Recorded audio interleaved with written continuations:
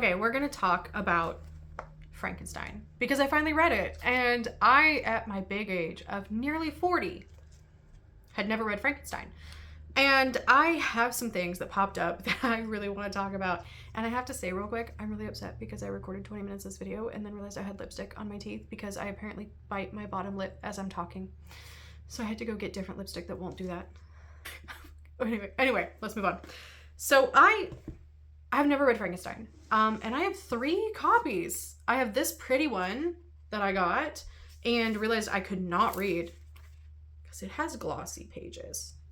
Like, they're thick and they're glossy, and this is a pretty shelf. This is a pretty shelf trophy. This is not a reading copy. It's just not fun. So then I was at the thrift store and I picked up this copy. This is not the one I read because the next time I was at the thrift store, I picked up this copy. And this is the one I read because I asked the Infinite Library to choose my TBR for this month, and they suggested Frankenstein as one of my books. It's one of their favorites, and so they wanted me to read it. And I did some research on which copy to read because I was like, oh, there's 2 versions. Which one is the version?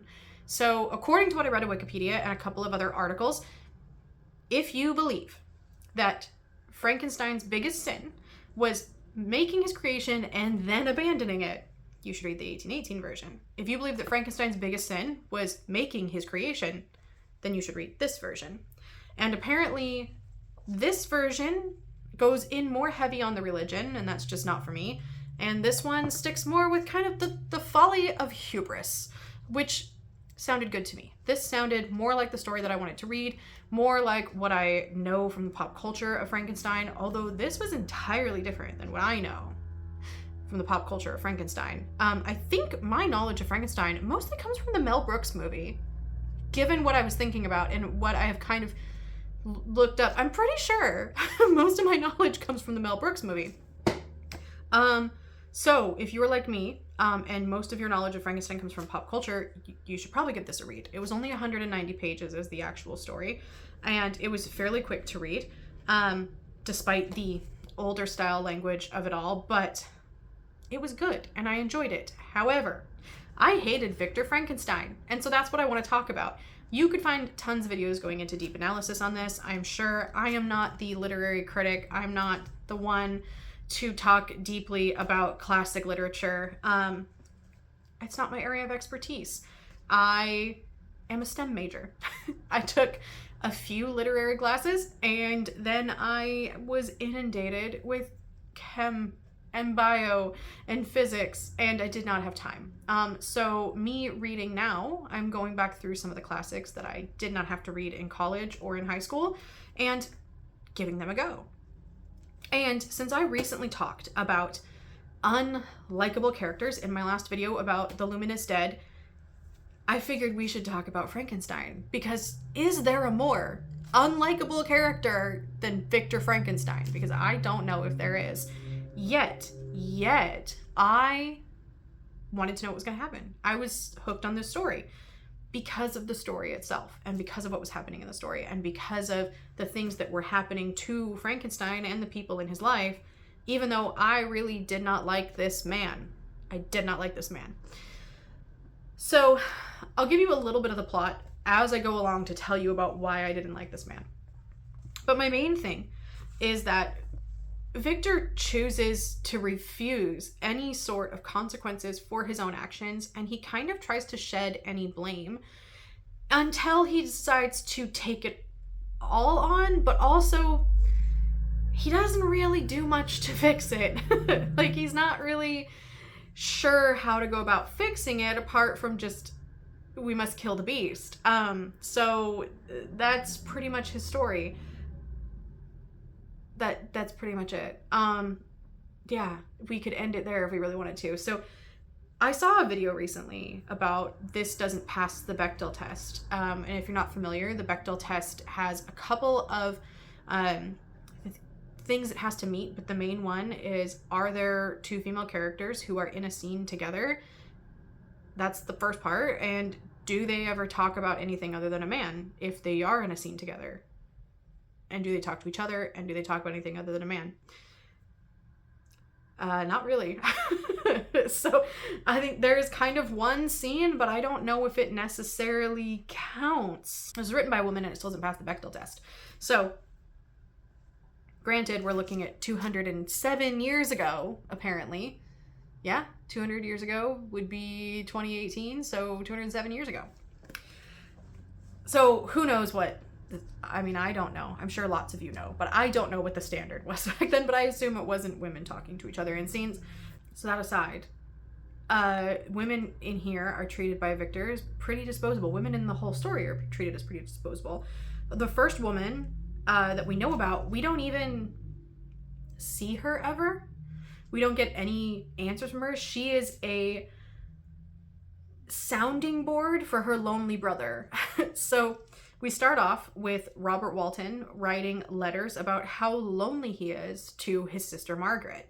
And he's about to head off to an Arctic journey because he doesn't have any goals in life. He doesn't have any motivations. He doesn't know what to do with himself, and he's just oh so lonely. And so he decides that he's going to send himself up on this expedition to explore the pole, essentially. We don't really get a whole lot of information, really. I mean, we get mostly him moaning about his life to his sister. And honestly, bring back men who, when they're lonely, just write to their sisters. In a respectful way. And so every bit of this story is told to Margaret from Robert, which is an interesting way to do a story because I love a story within a story. So once we finally do meet Frankenstein, we get his story being told to Robert so that Robert can tell it to Margaret. And then at another point in the story, we get the creature telling his story to Victor so Victor can tell it to Robert so Robert can tell it to Margaret. And I kind of liked all of that.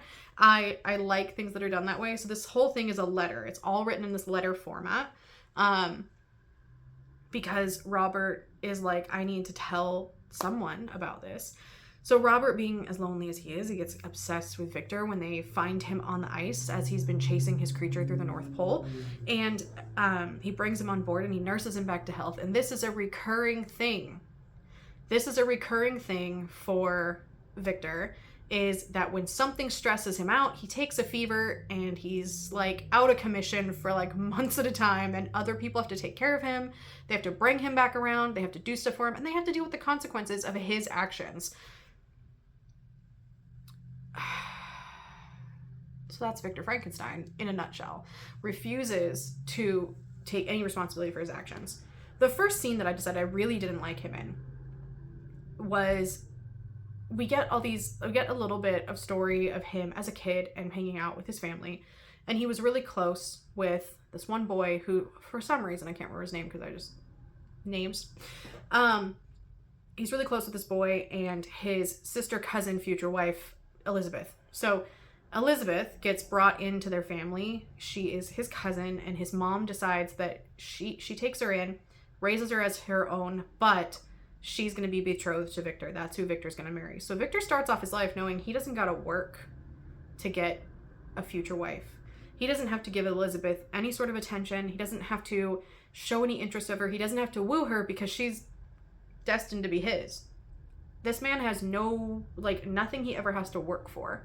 Everything is given to him. He's wealthy. He's upper class. His first big, tantrum in this book is that his parents decide that at 17, he needs to go to college and he needs to go get an education. But he has been able to this point, decide what he learns and when he wants to learn it, and he doesn't want that to change. Why would he want to go somewhere where he's not going to be in charge? And during this time, when he's about to leave, his mom takes ill after Elizabeth had a virus, and his mom got this virus from Elizabeth. She went in to check on her before she was fully healed, and his mom got this virus. And then Elizabeth steps into this caring role, and I'm going to read you this line because I tabbed it. Let me find it. He says about Elizabeth, "She consoled me, amused her uncle, instructed my brothers, and I never beheld her so enchanting as at this time, when she was continually endeavoring to contribute to the happiness of others, entirely forgetful of herself." He loved her most when she didn't care about herself. and when she only cared about everyone else. Forget her grief, forget her loss, forget her needs. She was caring for everyone else, and that's when she was the most beautiful to him. Throw the whole man away. I don't want this man. Throw him out. I was done. And we get more little morsels like this from our dear Victor. He doesn't see his family or really write to Elizabeth for 2 years. Because he's so engrossed in building this monster. Essentially, it's like almost 2 years. And when he builds this creature, he immediately runs out of the room. And leaves him. And then he takes a fever. And he's incapacitated for months, to which his friend comes and brings him back to health. And then he finds out news that his younger brother has died. And he knows immediately that his younger brother was too amazing and too wholesome for anything except for something unnatural to have taken him out of this world. So it must have been the creature. Lo and behold, when we get back, Elizabeth tells us that a serving woman is being blamed for the death of this child. And that she's being accused of being the murderer. And Victor's like, oh no, it's the creature. But if I tell them that it's the creature, what's going to happen to me? What's going to be my consequences? I can't have that. And then Justine gets accused and tried. Why can't I figure out these words? Justine gets sentenced for this crime. She's going to be put to death. And Elizabeth has to see her one more time. Elizabeth feels bad that Justine is going to be executed for this. But Justine basically says that, she says, I did confess, but I confessed a lie. I confessed that I might obtain absolution, but now that falsehood lies heavier at my heart than all my other sins. The God of heaven forgive me. Ever since I was condemned, my confessor has besieged me. He threatened and menaced until I almost began to think that I was the monster that he said I was. He threatened excommunication and hellfire in my last moments if I continued obdurate. Dear lady, I had none to support me. All looked on me as a wretch, doomed to ignominy and perdition. What could I do? In an evil hour, I subscribed to a lie, and now I am truly miserable. So she admitted to this crime because she was badgered into it. And I kind of like that we, even here in 1818, we're like, hey, cops do this thing where they make people admit to a crime they didn't do. Hey, it's been going on forever. Justine basically says that in one of her last moments, she thanks Victor for also thinking that she's innocent. I truly thank him. In these last moments, I feel the sincerest gratitude towards those who think of me with kindness. How sweet is the affection of others to such a wretch as I am. It removes more than half my misfortune, and I feel as if I could die in peace now that my innocence is acknowledged by you, dear lady, and your cousin. So we have this woman, she's here simply to be a vehicle for consequences for Victor's actions. And at the end of this chapter, he says, but I was a wretch, and none ever conceived of the misery that I endured. My guy. I highlighted this because I was like, someone is dying for you, for your actions, because of your actions, because of something that you set off. Yes, you didn't do the murder, but you set it off, and you know that it wasn't her, and you saw, like, you could prove it, but you don't, and you're like, no one could ever conceive of my misery. The most emo of emo. Fucking edgelord. So I'm like, okay. And this kind of continues to go on. But literally every time that something bad happens in Victor's life, he passes out, takes a fever, and is incapacitated. And I literally could not. And our poor Robert, throughout this whole thing, he's a little torn in the end. When he does meet the creature, he's a little torn. And the monster asks him this fascinating kind of question, and I think it ends, it's like right before the end of the book. And he says, you who call Frankenstein your friend seem to have a knowledge of my crimes and his misfortunes. but in the detail which he gave you of them, he could not sum up the hours and months of misery which I endured. Again, we have this other creature who yes, had a really shitty life. But does that absolve him of what he did, of trying to make someone else's life awful because his life was awful? Does that absolve him? And he's like, all these other people died, but I was the miserable one. Everybody died, but I was miserable. And I'm just like, the men who inspired this book had to have been insufferable for her to write these lines of, yes, many people died, but I am the one who suffered. Like, the months of misery which I endured, wasting in impotent passions, for whilst I destroyed his hopes, I did not satisfy my own desires. His desires were for a mate. That was his desire. And I get companionship, but he didn't want companionship. He wanted a mate. They were... Where am I? They were forever ardent and craving. Still I desired love and fellowship, and I was still spurned. Was there no justice in this? Am I to be thought the only criminal when all humankind has sinned against me? And that is kind of a valid point, and I do like this sentence. I like that little bit. Like, why am I the only bad guy here? I mean, he is a bad guy, but why is he the only one? Why do you not hate Felix, who drove his friend from his door contumely? I'm not familiar with that word. Why do you not execrate the rustic who sought to destroy the savior of his child? Nay, these are virtuous and immaculate beings. I, the miserable, the abandoned, am an abortion to be spurned and kicked and trampled on. Even now my blood boils at the recollection of this injustice. But it is true that I am a wretch. I have murdered the lovely and the helpless. I have strangled the innocent as they slept, and grasped to death his throat who never injured me or any other living being. I have devoted my Creator, the select specimen of all that is worthy of love and admiration among men, to misery. I have pursued him even to that irremediable ruin. There he lies, white and cold in death. You hate me, but your abhorrence cannot equal that which I regard myself. Taking more responsibility than Victor, but still in this self-loathing spiral. Like, you can't hate me because I hate me more. I look on the hands which executed the deed. I think on the heart in which the imagination of it was conceived, and long for the moment when they will meet my eyes, when it will haunt my thoughts no more. And it goes on a little bit more, but I mean, it's kind of a lot. But I was just like, I find the ending kind of interesting. And I still don't know quite what to make of it, because it is just a group of miserable, lonely men. Like, they're all just miserable, lonely men. And so many of them, Victor is because he made himself that way. The consequences of his actions and him refusing to remedy his mistakes and to reach out to people who cared about him when he probably needed someone resulted in him having no one and being tortured and tormented and chased and hunted. And then he turned around and became the hunter.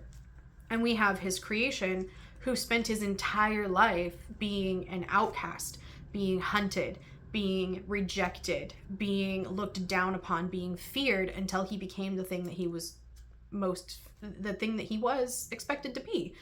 And then we have poor Robert, who's just stuck in the middle of this. He doesn't make a final statement on how he feels about this, but he's just like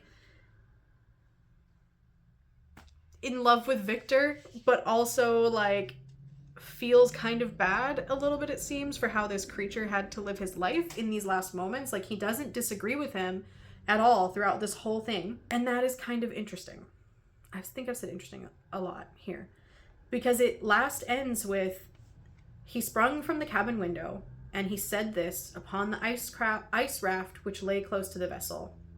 He was borne away by the waves and lost in darkness and in distance. And that's it. We don't get any of Robert's other opinions on any of this, of what happened. So I think the biggest thing that struck me so much was Victor's just complete lack of his ability to take any sort of consequences for his actions upon himself, to do anything to fix it. He ran and he ran and he ran, and he did nothing to fix his mistakes, nothing to remedy them. He didn't even tell anyone about it to get any help. He just ran.